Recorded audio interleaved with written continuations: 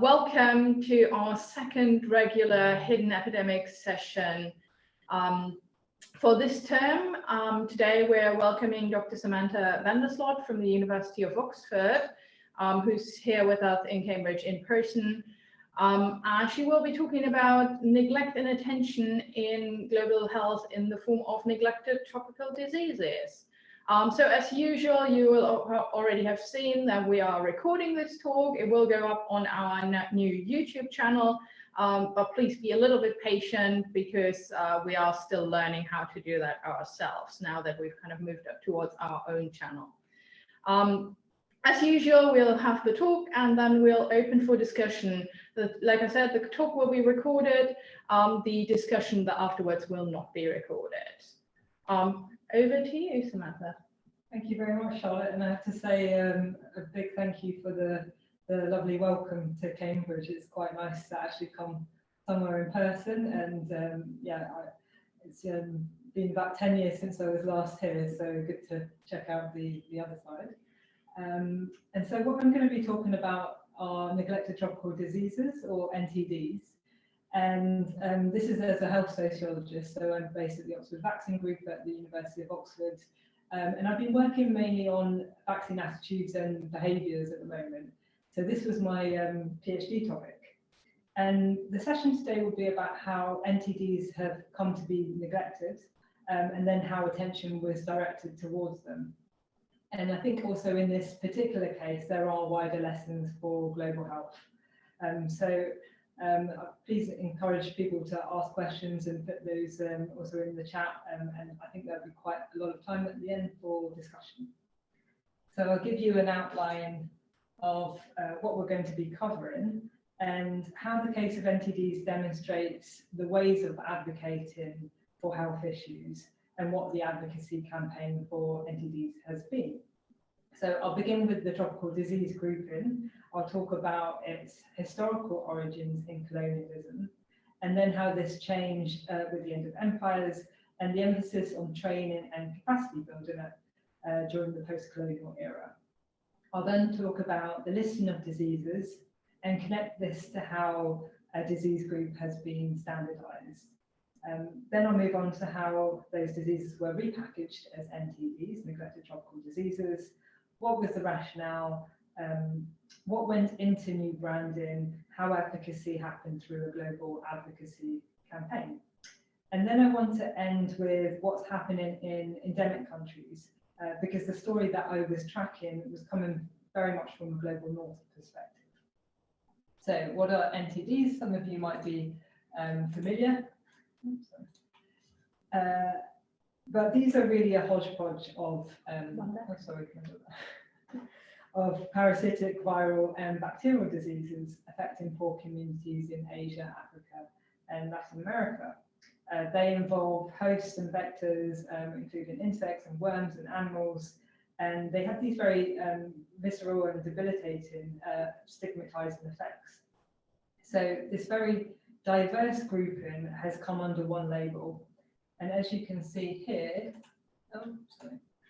there are 22 that make the World Health Organization list, and this is seen to be the most authoritative list. I've done 11. But to understand how we first got to NTDs, it's useful to return to their colonial origins. So there were a list of diseases that were first formalized in 1898, and the name tropical diseases was given around this time. So this was part of an effort to classify, to categorize, and also standardize diseases coming from a colonial perspective. This was part of a rationalization and organization also of the discipline, tropical medicine. And so this medical specialism was happening, as I said, from the colonizer side, but also people including endemic country scientists and public health officials were dealing with these diseases. So the colonial characterization is not the only one that existed, but it did come to dominate. So what were these diseases for the colonizers? They were of strategic importance for the European colonizers in the 19th and 20th centuries, called before diseases of warm climates, Their control enabled imperial rule, economic exploitation and settlement, and also we can see endemic country scientific advancement and universal health systems provision connected to this. So I think the historical basis to this grouping is where the name originally comes from. And these diseases were part of a colonial project of tropical medicine. And the idea here was to advance empires so that the colonizers didn't die of these exotic foreign diseases, and to some extent pursue a healthy workforce in the land so that they could be productive. And Patrick Manson was a key figure here. And he was a British physician who developed the mosquito theory of infectious disease transmission. He founded the London School of Tropical Medicine, Hygiene and Tropical Medicine in 1899, and he was the first president of the Royal Society.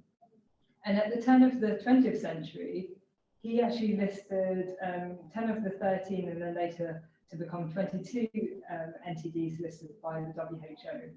And this was in his book, Manson's Tropical Diseases. From the title, these diseases reflect partly this older tradition of diseases of warm climates. And he placed more of the emphasis on the European coping with the tropical environment. But it was more of an all-encompassing program of health and sanitation for the colonies to run more effectively. While he reflected on that earlier tradition, he wanted to break with the geographical distinction and bring in more modern scientific grounds for differences in diseases across temperate and tropical climates. Also, even at the time though, he acknowledged that the creation of this category posed some difficulties. So he is quoted to have said that the term tropical diseases is more convenient than accurate. However, this grouping of convenience did have consequences in inheriting some of that geographical assumption of colonial medicine. So he had quite a long list of 65 infections or diseases spanned in his manual, from the quite minor prickly heat to more serious malaria and yellow fever. Many of the diseases listed by Manson, oh sorry. Sorry for that, folks. We'll get that sorted in a second. Probably should have scrolled right on the. Yeah. Let me see.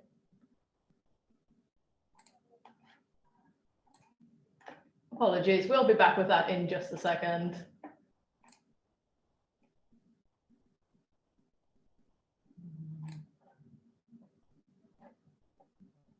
Do you want to bring that up? No.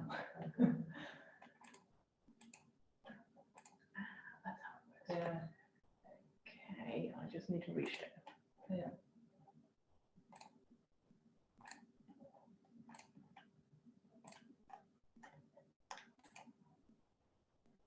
I'll stick to the scroll. Oh, yeah, no, that's so let me get on that. Okay. Yeah, there we go. It's just a bit slower. So, as I was saying, many of those diseases that Manson listed were either rarely seen, so plague, if ever today, like Gandal, and others have vaccines which has meant a more targeted implementation campaigns, for example, for yellow fever, Japanese encephalitis or typhoid, or they've been mild conditions that are easily treatable with medicine like heat stroke or prickly heat and boils. He also included what would now be termed as genetic diseases like Mediterranean fever. Another large section that he included were diseases that encompassed archaic medical terms, so being more symptoms rather than diseases like corporal. But to hold commonalities with NTDs, they were now viewed as a specific type of problem. Of the 3 diseases not included in the WHO list, 2 appear to have predated discoveries, Chagas disease and borreliosa, and also another disease, trachoma, may have been more associated with armies and had been controlled in Europe.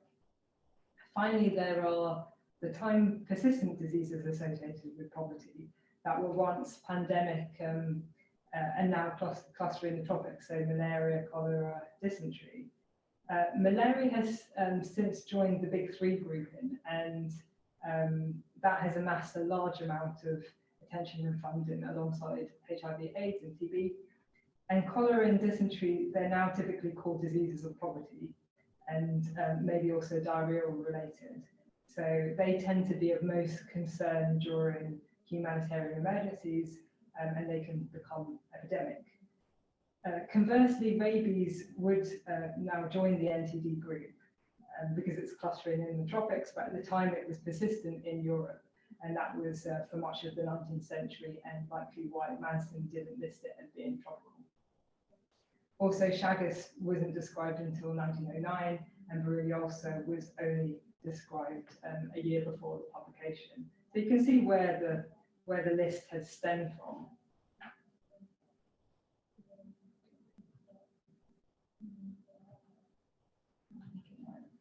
It's just going slow. Okay, which brings us to the contentious points of what is included and what is excluded. So yellow fever is not included. It was by Manson because there's a highly effective vaccine and it's not chronic. The same could be said for rabies, but the target on animals fits within that zoonotic disease criteria that makes up a lot of the NTDs. So advocates argue that maybe yellow fever should be included because it is understudied and it's hard to get quite comprehensive vaccine coverage. It's also been argued that dengue shouldn't be included. It's an arbovirus, it's not chronic and not associated with poverty in particular compared to other diseases. So some argue that it doesn't mainly affect poor populations, and so to construe it as such avoids these questions of poor policy and rapid urbanization. So although there's a lack of effective treatment and incidence in the tropics is rising, there is a vaccine that could be semi-commercial. So these are the questions that come up when thinking about whether diseases fit the neglected criteria or not. Questions also emerge as to whether these diseases fit a tropical criteria. So as Peter Hotez, the scientist, has argued, poverty can also occur in higher income countries, and he calls this concept blue marble health. And what he argues is that there are blurred boundaries between the health in high and low income countries. So diseases are not affecting countries homogeneously. Instead, there are some severe local inequalities and disparities, and we're finding quite paradoxically that neglected diseases occur in G20 countries. So they have the ability to afford the treatment, so there's still a hidden burden here. There's also a political dimension in being called tropical.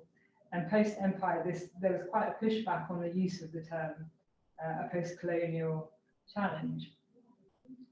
So this challenge to the tropical criteria happened as colonialism was ending. Commentators thought the name tropical diseases were reinforcing prejudices about climatic determinism and stereotypes about uncivilized places. And there's one figure that I've been following, Alfredo Peixoto. He was the chair of hygiene at Rio de Janeiro's Faculty of Medicine, and he was a really vocal objector to the use of the term during the first half of the 20th century. And this is because it denoted to him the idea of a biogeographic curse, or the fate of climate being responsible for diseases. So he made the argument that tropical medicine reinforced prejudices associated with climatic determinism and these old stereotypes created by Europeans who defamed the torrid countries as insalubrious lands unsuited to civilization, what he said. And he declared there was no such thing as tropical diseases since there were no climatic diseases. There were also some objections that were more confrontational. So this was an account, you can see on the slide, from Robert Desowitz, and he was a doctor working on tropical medicine in the 1960s. And he describes how he was attending a meeting where a representative from Indonesia had opened the session by saying there's no such thing as tropical medicine. It's a colonial term of denigration. And the implication here was that whites were hygienic and natives unsanitary.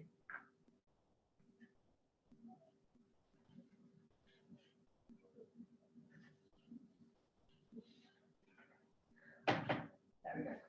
Okay. So this reaction with the post-colonial challenge, it's not without reason, and it's because of the sanitary survey being quite an integral part of British colonial medicine. So it was also a question to a nation's authority, and modernity was really at stake. So it's not surprising that there was this need to create a distance from what had been seen as diseases of domination and backwardness, or even an uncivilized past. And an intellectual movement of the post-colonial world has been to criticize science and medicine as being instruments of Western hegemony. And that's been through this idea that there isn't such a thing as universalist objectivity. But what we can see in the case of tropical disease is that the reverse has almost been happening. So Sandra Harding describes a strategy of universalization and rejecting the concept of tropical diseases.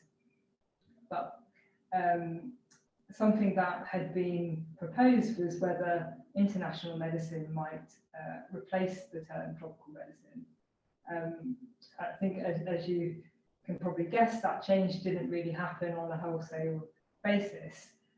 But even though that name change didn't happen, a repackaging of the diseases did, and that's what I want to move on to next, to reflect upon this wider context of post-colonialism in public health funding and also initiatives for tropical diseases. And these initiatives in the 1970s were turning towards building scientific capacity, bringing in biotechnology, adding the so-called tools of the bench to the experience of the bush, as one commentator put it. So this also came after infectious diseases being declared as overcome by the global north. And two important programs that I'd highlight in the 1970s were trying to make sense of tropical diseases. And the emphasis was very much on training up scientists, capacity building, and bringing in new technologies and approaches. And it happened through quite long-standing international health, public health actors, so Rockefeller and the WHO. What happened next then for tropical diseases?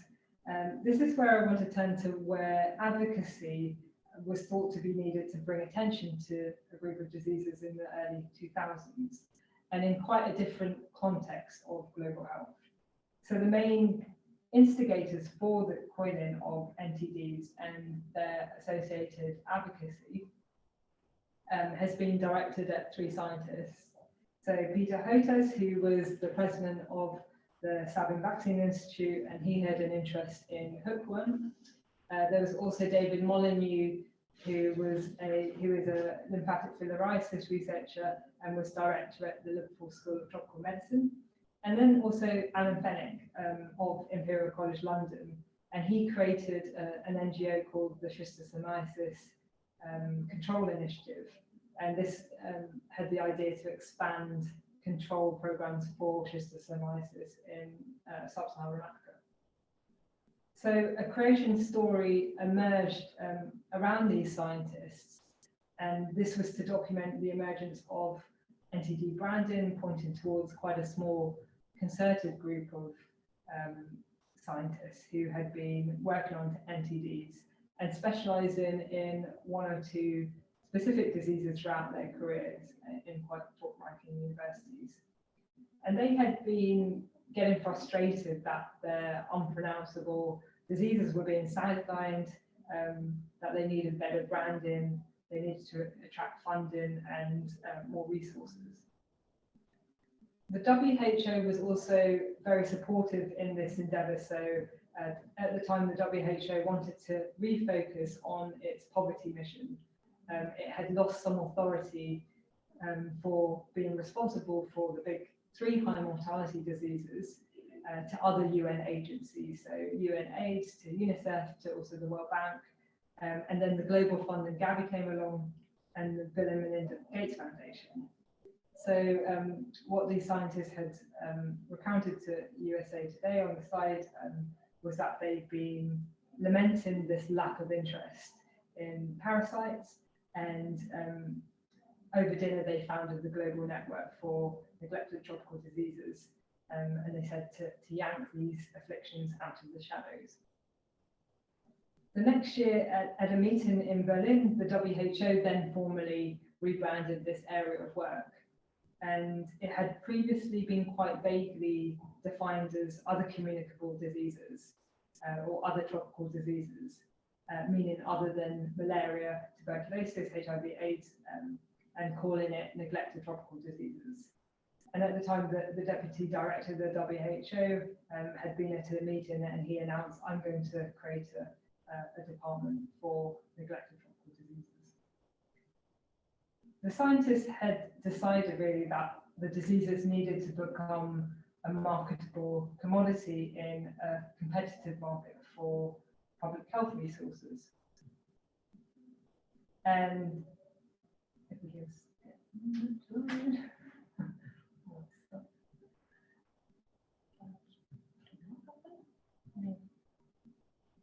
maybe we'll try something else.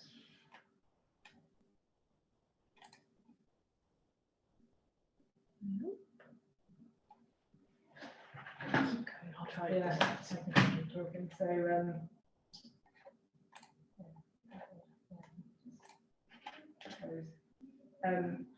as you can see on this slide, we're quite familiar with disease branding, and that is all around us. So if you look at World AIDS Day, that's quite recognizable with the red ribbon, or Cancer Research UK, for example, making this connection between cancer and research, so that it's become really normalized to think of the two together. And according to branding expert Doreen Clark, she thought that NTDs really acted as this brilliant umbrella term because it allows funders to feel like they're addressing something that's really important, and that's been hidden for quite a long time. So NTDs more straightforwardly convey this message of more urgency, and it justifies funding. I also have details of an event that I went to that was a real-life rebranding exercise for NCDs, so non-communicable diseases. And this is really just showing the interest in doing this, having the NTD effect for other diseases. One particular tactic I've also observed is the use of evidence for advocacy, and an early use of measurement as advocacy has been seen with something called the worm war. So this was a controversy about measurement,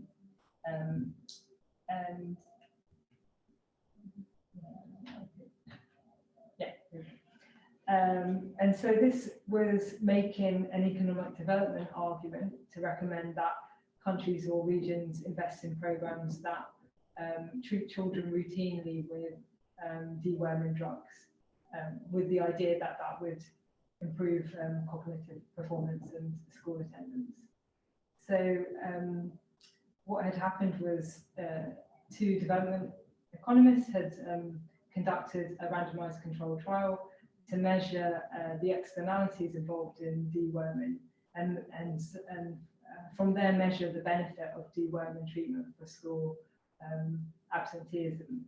And what they wanted to do was not only concentrate on the schools that received the deworming pills, but also neighbouring schools to see if there was a positive effect. And so that article was pushing for evidence that school deworming improved school attendance and health. Unfortunately, when that study was reanalyzed by epidemiologists, they found that they couldn't quite get the same results. And their argument was that the impact on other schools in the areas was being overclaimed. And so this ended up being a controversy called the Worm Wars that kind of backfired in the use of evidence to make an advocacy point. I did also observe the use of measurement for advocacy for NTDs as a whole, and mainly through 3 metrics.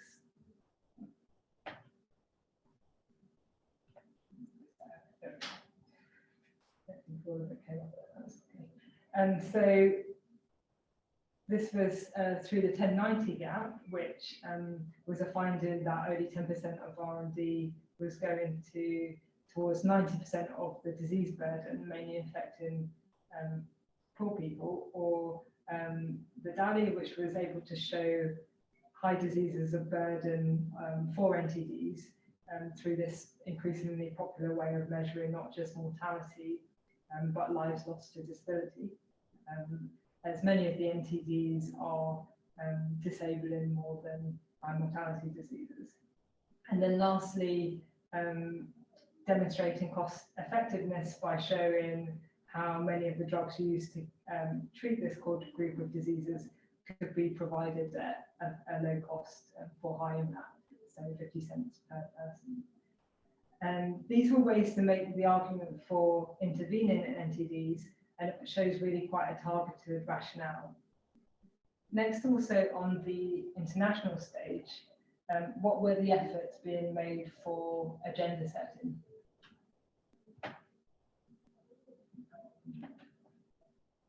I think I've got too many pictures in my slides. So NTDs being excluded from the original Millennium Development Goals, so these were the 8 international development goals set in 2000 to be achieved in 2015 and addressing the needs of the world's poorest people at the UN, and agreed by all UN member states, hadn't included neglected tropical diseases in their goals.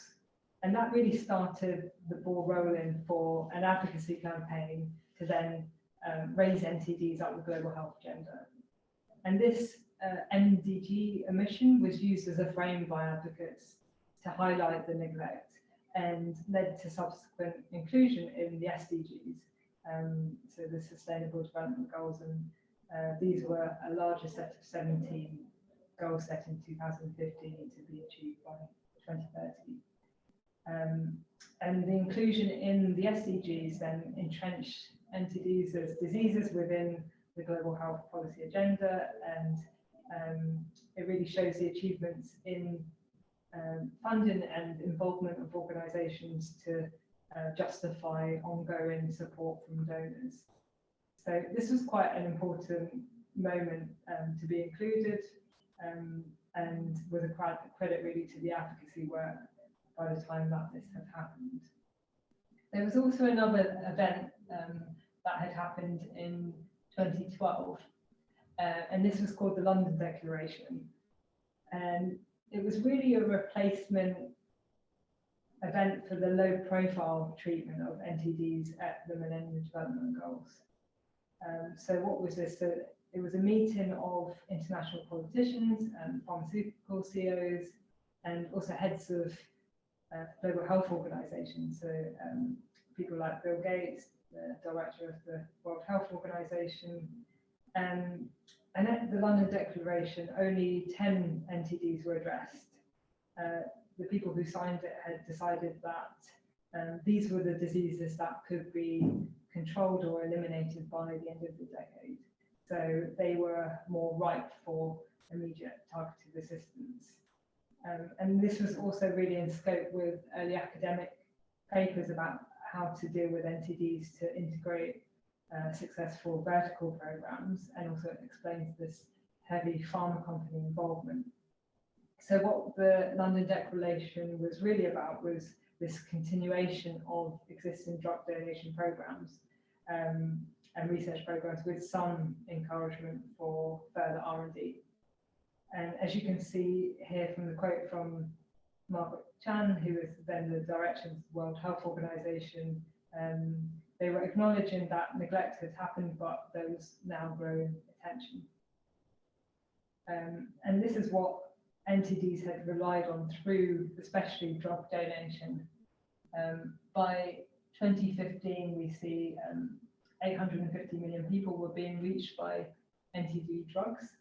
NTDs had been the target really of the largest drug donation program that the world has seen. I think by 2020, there'd been almost $18 billion worth of drugs that had been distributed towards NTDs. So that previous quote from Chan summarizes how the emphasis was less on R&D, although that's been important for some NTDs, but a continuation and upscaling of these existing interventions that had been happening for some time. And this drug donation by pharma companies had started with ivermectin for onchocerciasis, and now more recently drugs for yaws and HAT. Hasn't always gone so smoothly. So the drug for human African trypanosomiasis, also known as sleeping sickness, had been registered in 1990 by a German pharma company for treating cancer. It was subsequently used for female facial hair reduction, but after that the sales had been pretty low and uptake had been low, so the company had stopped production. What had followed from there was an outcry from the public, and they reinstated production, so that from 2001 they also committed to give the drug for free in Africa, and that's a commitment that has continued. Of course, that example does fit the stereotype of big pharma, and it is also a reason why they want to pursue drug donation programs. It's quite good for their public image. But even if responsibility is transferred to government, that supply of drugs has not always been guaranteed. So in 2012, there was a shortage of one particular drug, for Chagas, and we saw that 9 years previously, the production and technology of the drug had been transferred from a pharma company to a Brazilian government company, but the production faced many hurdles. It wasn't sufficient enough, and it was inconsistent. So that was a problem that mounted over years of poor management and investment. Okay, so what happened after the NTD term was coined and there had been this repackaging and advocacy? So the next question would be, what diseases would benefit from increased attention? And the commonalities in the grouping had been wrestled with, as I mentioned, from quite an early stage. A human rights argument had been used first in reports for the rationale for why to care about these diseases and what joined them together. And this started to be replaced by an economic development one. So you can see on this list of commonalities that aspects of stigma and discrimination were one of the core reasons for grouping the diseases, but that eventually dropped off. And the economic development rationale came to the forefront. Later on, we also saw a better need for clarity and certainty to make more formal criteria for inclusion in the grouping.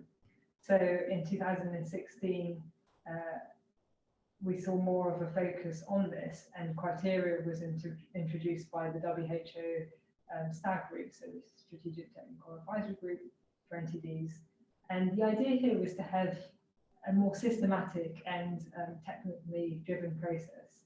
And you'll see on the slide that this was mainly related to neglect, but the third criterion was what could be done about neglect. And it's interesting to see how the public health strategies are being privileged here. So if a disease is being dealt with in the same way as other diseases, this is also a reason for grouping it together. And it shows that The type of intervention then makes a reason for inclusion, which can differ from other characteristics of the tropical poor reflected by researchers. There's also been another development in a moratorium to consider developing a exclusion criteria. And this work has continued to, as they put it, maintain the gains on current NTDs, by not adding extra diseases, and also considering how to exclude diseases from the group who want to be part of it. So there is an aim to have further discussion about potentially revising this group of diseases, and including other considerations like regional perspectives on disease burdens, and that's something that has been overlooked really in the past. Okay, so I'd like to approach the end of the talk also by a return to endemic countries where the diseases are found in higher numbers. And the narrative that I've given through the talk has been very much from a global policy perspective, involving actors from the global north. And a lot of the activity has been happening in those kind of high policy circles. I've also found that scientists in endemic countries have been neglected themselves, and there have been some political constraints for their involvement in advocacy and in receiving attention. And for example, in China during the latter part of the 20th century, the country was in recovery after years of secrecy under Chairman Mao. And Tu Youyou and her team had discovered artemisinin in the 1970s. And this was going to be a standard treatment for malaria. As we kind of covered a little bit, malaria didn't make the NTD category for not being neglected enough. However, at the time, a treatment was very much needed, and this was really a monumental discovery, but it was kept secret as part of the military project to treat soldiers in Vietnam. So also publication in a scientific journal wasn't allowed at that time. Tu did eventually receive international recognition, even though there has been some criticism that the rest of the team weren't acknowledged. And this has been with the Nobel Prize in 2015. So she'd been nearly forgotten in China by that stage. And it was also the case for another scientist called Feifang Tan. And he had isolated the NTD trachoma in 1956, and he was later murdered or committed suicide a year later. And that followed a campaign of critique against the communist regime and ideology against anyone who had spoken up against the party. And so it's only really been with international recognition that he received a gold medal posthumously from the International Organization for Trachoma. And in 1992, the Chinese government put him on the stamp. His efforts have now been better acknowledged. But as you can see, this view of scientists in China working on NTDs has not had the same sort of prestige as for other scientists working on other diseases, and they haven't received the sort of funding and support that we see in other areas. Also in Brazil at the start of the 20th century, there was this legacy of the scientist of Oswaldo Cruz, and he'd helped to establish what would become the foremost public health institution, Fiocruz, and he became director there in 1902. Fiocruz was dedicated in a large part to NTDs. Following him, Carlos Chagas, who discovered the parasite vector and also a human disease that bears his name, also became the director until his death in 1934. And looking briefly at these examples of scientists in Brazil, they were also sometimes silenced in history as being politically undesirable, because they didn't really conform to this vision of progress by drawing attention to so-called backward diseases. So there was no Nobel Prize for Chagas, and that was quite contentious within the country. And then finally, there's Alice Ball. So she was an American chemist who developed the Ball method, and that was for an injectable form of the chalmugra oil from the chalmugra plant. And this at the time was the most effective treatment for leprosy during the early 20th century. So she was the first woman and the first African American to receive a master's degree from the University of Hawaii.